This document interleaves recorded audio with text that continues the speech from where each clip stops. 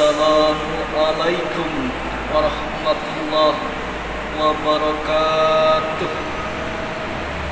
Alhamdulillahilladzi anzalal Qur'an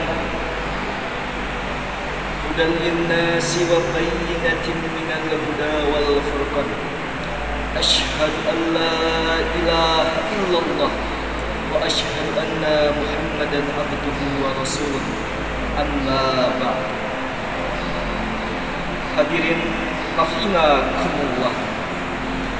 Napoleon, seorang orientalis berkebangsaan Prancis, mengatakan, "The principle of Quran with a land of tracking commandment to happiness."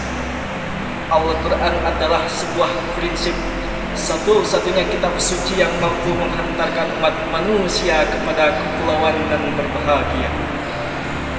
Ungkapan tersebut, hadirin, mengisyaratkan kepada kita bahwa Al-Quran adalah penerang hati penembus lika-liku perjuangan panjang yang membentang.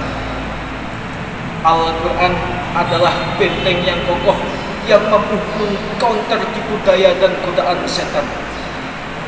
Al-Quran laksana jimat penyelamat dari kesesatan hidup dan kehidupan. Pendek kata, hadirin, Al-Quran merupakan kitab suci yang berisi kebajikan dan kebahagiaan yang relevan dengan kondisi dan perkembangan zaman. Rasulullah SAW bersabda, "Iqra'ul Qur'an fa innahu ya'ti yaumal qiyamah syafa'an li ashabi." Bacalah dan kajilah Al-Quran, niscaya ia akan datang pada hari kiamat sebagai penolong. Hadirin yang berbahagia, dalam kesempatan yang berbahagia ini, dalam rangka memperingati malam Nuzulul Quran, perkenankan saya menyampaikan sarahan yang berjudul Peran dan Fungsi Al-Quran dalam Membangun dan Merancang Peradaban Manusia. Allah Subhanahu wa Ta'ala berfirman di dalam Quran surah Yunus ayat 57. A'udzu billahi minasy syaithanir rajim. Ya ayyuhan nas qad ja'atkum mau'izatun min rabbikum wa shifaa'un lima fi sudurin wa rahmatul lil mu'minin. Wahai manusia, telah datang pelajaran dari Tuhan, obat bagi penyakit-penyakit yang berada di dalam dada, serta rahmat dan petunjuk bagi orang-orang yang beriman. Hadirin rahimakumullah, ayat tersebut di dalam ilmu balaghah termasuk ke dalam khabarin au inkarin, yaitu yang menginformasikan dan menjelaskan bahwa telah datang kepada manusia, yaitu Al-Quran yang memberikan petunjuk, membawa serta membimbing manusia kepada keselamatan. Lantas, apakah fungsi Al-Quran di dalam kehidupan dalam rangka membangun dan merancang peradaban manusia? Ayat tersebut telah ditafsirkan oleh Imam Ali As-Sabuni dalam kitabnya Safwatut Tafasir, bahwa ada 4 fungsi Al-Quran dalam merancang dan membangun umat manusia.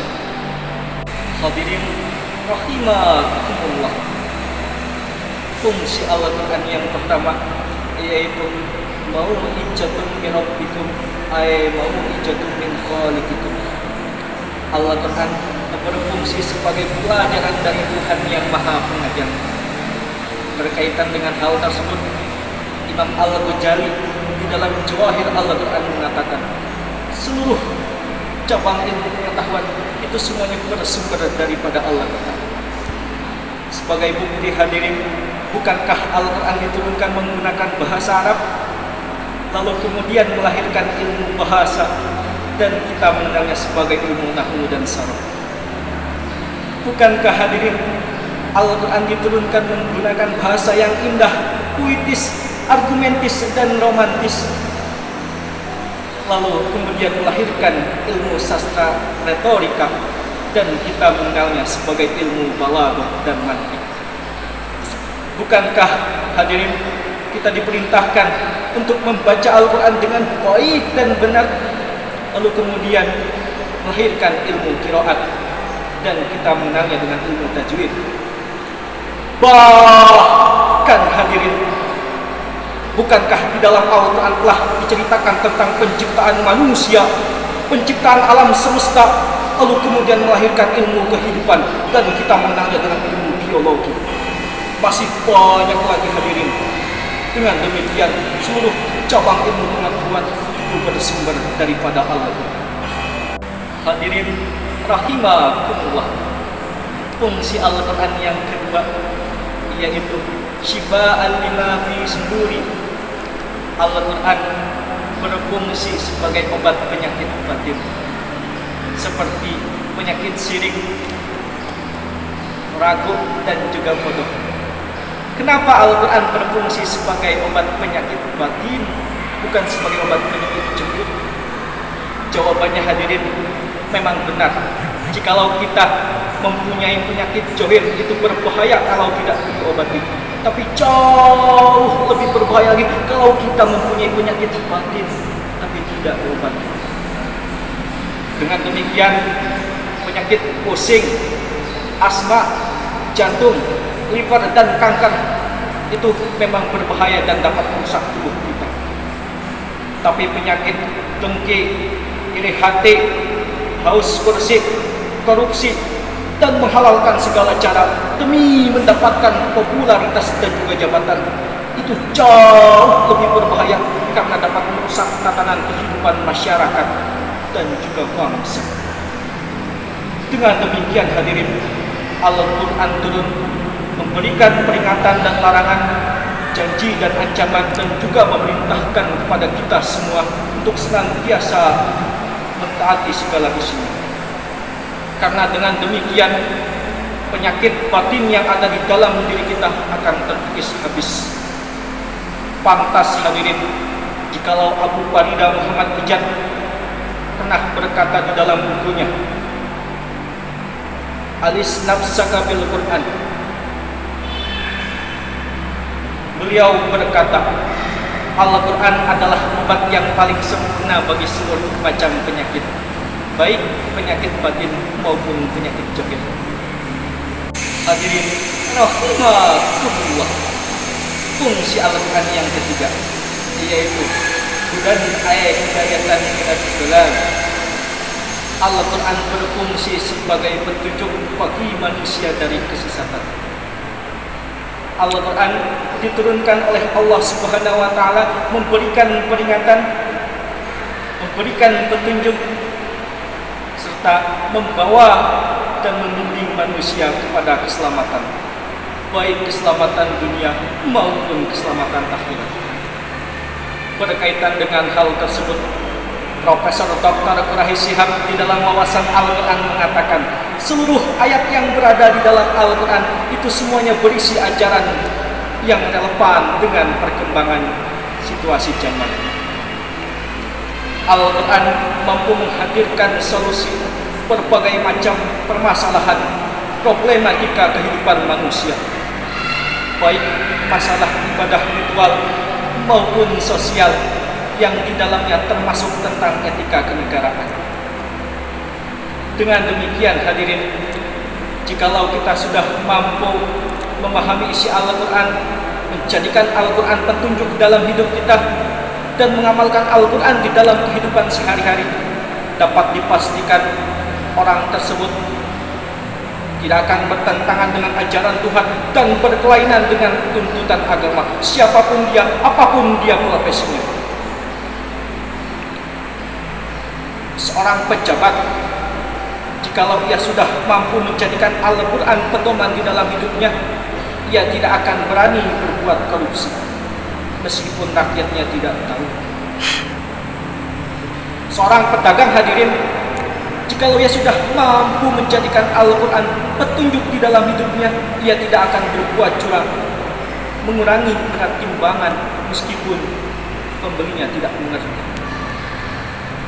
Seorang suami hadirin, jika ia sudah mampu menjadikan Al-Quran di dalam hidupnya sebagai pedoman, maka ia tidak akan berani berbuat selingkuh meskipun dalam keadaan sendiri. Bahkan hadirin, seorang pemuda-pemudi kasih yang sedang asyik memadu kasih, jika ia sudah menjadikan Al-Quran pedoman di dalam hidupnya, ia tidak akan berbuat ataupun berani berbuat macam-macam meskipun dalam keadaan yang mendukung, sepi dan sunyi. Betul hadirin?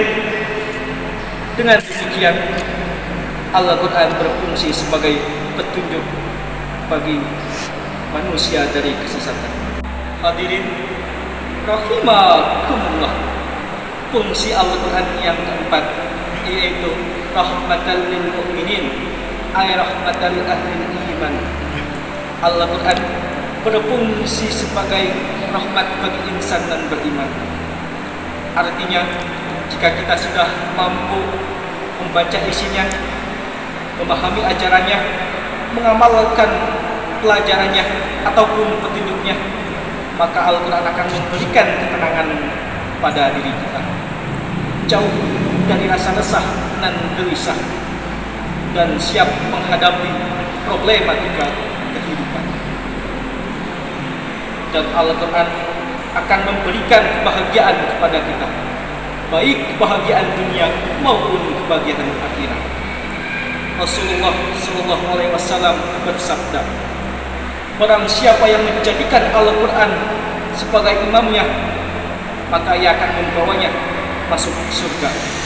Tapi hadirin, barang siapa yang menjadikan Al-Quran makmumnya, maka ia akan membawanya pada neraka. Hadirin rahimakumullah, dengan demikian dapat kita simpulkan bahwa Al-Quran merupakan firman Allah Subhanahu wa Ta'ala yang memiliki fungsi. Yang pertama sebagai pelajaran, yang kedua sebagai obat, yang ketiga sebagai petunjuk, yang keempat sebagai rahmat dalam membangun dan merancang peradaban manusia. Untuk itu hadirin, kewajiban saya, teman-teman, saudara-saudara kita sebangsa Indonesia adalah mengamalkan apa yang telah digariskan oleh Allah Subhanahu wa Ta'ala di dalam Al-Quran, supaya negara kita, negara bangsa Indonesia, menjadi negara yang maju, baik di masa sekarang maupun di masa yang akan datang. Hadirin rahimakumullah, demikianlah uraian yang saya sampaikan. Wallahu muwaffiq ila aqwamit thoriq, fastabiqul khairat. Wassalamu alaikum warahmatullahi wabarakatuh.